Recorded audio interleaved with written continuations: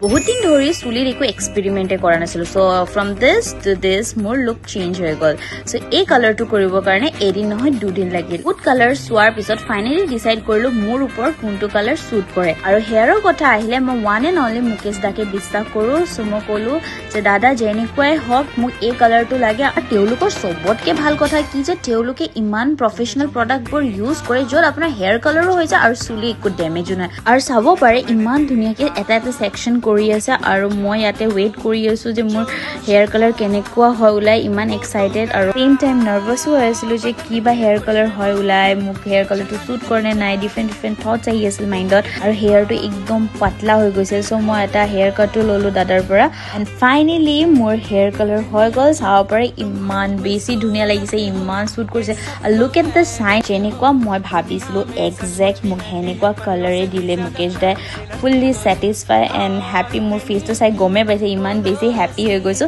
চ' আপোনালোকেও যদি ভাবি আছে কালাৰ কৰিম বুলি তেন্তে আজিয়ে ভিজিট কৰক হেল্থ জোনলৈ আৰু লোকেশ্যনৰ বাবে মোক কমেণ্ট কৰক মই লগ পাম মোৰ আন এটি ভিডিঅ'লৈ টিল দেন বাই বাই